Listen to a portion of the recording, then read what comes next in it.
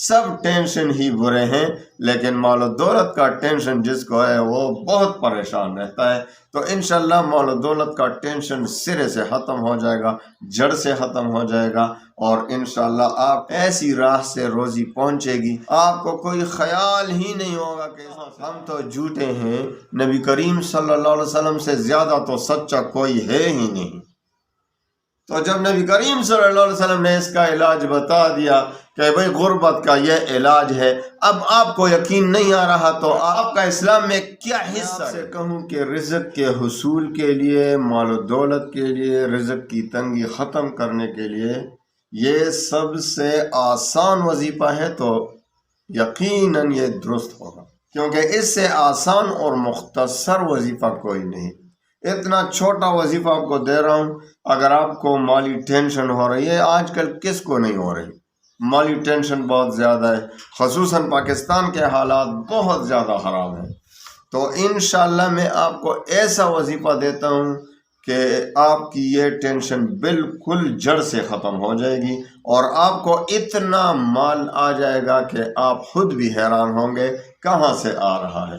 مہنگائی ہے، ہر کوئی پریشان ہے، اور کاروبار میں برکت ہے، پھر کہہ رہے ہیں بعض لوگ کاروبار کی جو ہے بندش ہو رہی ہے، ہم پر کسی نے بندش کر دی ہے، کاروبار ہے ہی نہیں آج کل پاکستان میں خصوصاً۔ کیا ہے؟ تو اللہ تعالی ہم پر رحم فرمائے، اللہ سے ایک تو واسطہ جوڑیں، بہت آسان وظیفہ آپ کو دیتا ہوں، آپ نے اس سے زیادہ آسان وظیفہ کہیں نہیں دیکھا ہوگا۔ تو ملک کے حالات کو دیکھتے ہوئے آپ سب سے پہلے ہم نے اللہ سے واسطہ جوڑنا ہے، جو ہمارا واسطہ ہے اللہ سے درست ہو جائے، ہم اپنی گناہوں سے توبہ کریں، انشاءاللہ پھر وظیفہ کام بھی کرے گا۔ اور دوسرے یہ کہ ہمارے تو آپ انشاءاللہ اس پر عمل کریں، اللہ تعالیٰ سے واسطہ جوڑیں اور گناہوں سے معافی طلب کریں، انشاءاللہ پھر آپ دیکھیں گے ہمارے وظیفے کس طرح کام کرتے ہیں۔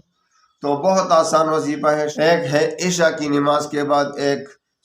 فجر کی نماز سے پہلے، بس 2 وظیفے ہیں چھوٹے چھوٹے، اس پر عمل شروع کریں، انشاءاللہ چند ہی دن میں آپ کی حالت بدل جائے گی۔ مغرب کا جو وظیفہ ہے، جو بچہ بھی پڑھ سکتا ہے، الف لام میم، یہی وظیفہ ہے بس، اور کیا کرنا ہے۔ تو الف لام میم کا وظیفہ ہے جو بہت چھوٹا ہے، ہر کوئی کر سکتا ہے، بچہ بھی کر سکتا ہے۔ سب سے پہلے 7 بار درود شریف پڑھیں، جو بھی درود آپ پڑھنا چاہیں عشاء کی نماز کے بعد، اور اس کے بعد 321 بار پڑھیں الف لام میم الف لام میم الف لام میم، کتنا؟ 321 بار پڑھیں، اور آخر میں پھر 7 بار درود شریف پڑھیں۔ اور ایک چھوٹا سا وظیفہ صبح کے وقت نماز فجر سے پہلے، یعنی سنتوں اور فرض کے درمیان کرنا ہے، وہ کیا ہے؟ محمد مصطفیٰ صلی اللہ علیہ وسلم کا سکھایا ہوئے وظیفہ ہے۔ ایک صحابی آئے، نبی کریم صلی اللہ علیہ وسلم سے شکایت کی، اپنی غربت کی، اپنی جو ہے مالی پریشانی کی، تو نبی کریم صلی اللہ علیہ وسلم نے یہ وظیفہ سکھایا، سبحان اللہ وبحمدہ سبحان اللہ العظیم وبحمدہ استغفر اللہ۔ اس میں استغفار بھی آ گیا۔ ویسے جو بھی استغفار کرے گا اس پر رزق کی تنگی نہیں آئے گی، اگر رزق کی تنگی آئی ہوئی ہے اور استغفار اس نے شروع کی، ہمیشہ استغفار کرتا رہتا ہے، تو اس سے یہ جو ہے نا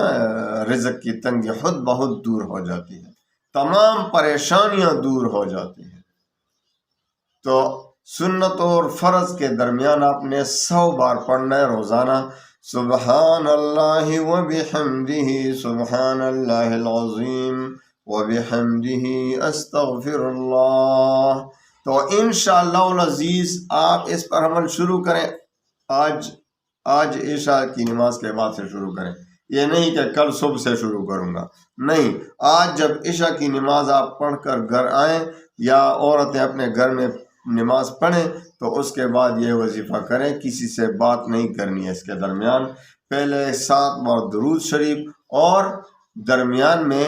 الف لام میم 321 بار پڑھیں، اور آخر میں پھر درود شریف، پہلے بھی درود شریف 7 بار، آخر میں درود شریف۔ اور جب آپ فجر کی نماز سے پہلے، جب فرض کی نماز سے پہلے سنتیں پڑھیں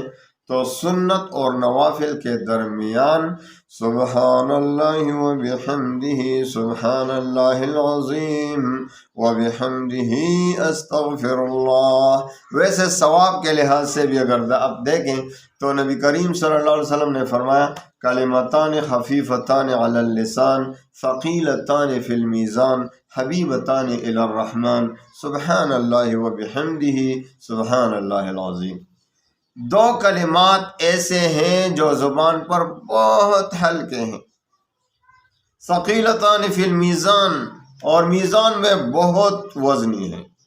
حبیبتان الی الرحمن، سب سے مزے کی بات، حبیبتان الی الرحمن، اور رحمان کے ہاں بہت محبوب ہے، اللہ کے بہت پسندیدہ کلمات ہیں۔ اور کون سے ہیں؟ سبحان اللہ وبحمدہ سبحان اللہ العظیم وبحمدہ استغفر اللہ۔ تو اس صحابی نے اس پر عمل شروع کیا، اور چند ہی دن گزرے تھے کہ ان کو اتنا مال آیا کہ اس کا خیال ہی نہیں تھا کہ اتنا مال بھی آئے گا، مالدار ہو گیا چند ہی دن میں، مالدار۔ نبی کریم صلی اللہ علیہ وسلم کی بات تو سچی ہے نا، ہم تو جھوٹے ہیں، نبی کریم صلی اللہ علیہ وسلم سے زیادہ تو سچا کوئی ہے ہی نہیں۔ تو جب نبی کریم صلی اللہ علیہ وسلم نے اس کا علاج بتا دیا کہ بھئی غربت کا یہ علاج ہے، اب آپ کو یقین نہیں آ رہا تو آپ کا اسلام میں کون سا حصہ ہے یہ بتاؤ، آپ کا اسلام میں کیا حصہ رہ گیا؟ تو نبی کریم صلی اللہ علیہ وسلم کا سکھایا ہوئے وظیفہ ہے، علاج ہے غربت کا، پریشانی کا، مال و دولت کی ٹینشن کا، جلد ہی ختم ہو جائے گا۔ تو انشاءاللہ ان دونوں وظیفوں کو اپنی زندگی کا معمول بنا لو، پھر آپ دیکھیں کہ انشاءاللہ آپ کو مال کدھر سے آتا ہے، آپ کو مہنگائی کا انشاءاللہ کوئی فرق آپ پہ نہیں پڑے گا، آپ کو اللہ تعالیٰ مال دے گا، اللہ تعالیٰ آپ کی رزق میں برکت ڈالے گا، تھوڑا بھی آپ کے لیے بہت کافی ہو جائے گا انشاءاللہ۔ اللہ تعالیٰ ہم پر رحم فرمائے، تمام مسلمان بہنوں بھائیوں کی یہ ٹینشن، سب ٹینشن، لیکن یہ مال و دولت کی ٹینشن اب بہت زیادہ ہو رہی ہے۔ آج مال و دولت کی ٹینشن، سب ٹینشن ہی برے ہیں، لیکن مال و دولت کا ٹینشن جس کو ہے وہ بہت پریشان رہتا ہے۔ تو انشاءاللہ مال و دولت کا ٹینشن سرے سے ختم ہو جائے گا، جڑ سے ختم ہو جائے گا، اور انشاءاللہ آپ کو ایسی راہ سے روزی پہنچے گی کہ آپ کو گمان ہی نہیں ہوگا، آپ کو کوئی خیال ہی نہیں ہوگا کہ کہاں سے آ رہا ہے۔ اللہ تعالیٰ تمام مسلمانوں پر رحم فرمائے، اور اللہ تعالیٰ تمام مسلمانوں کے سب ٹینشن کو ختم فرمائے۔ وآخر دعوانا ان الحمد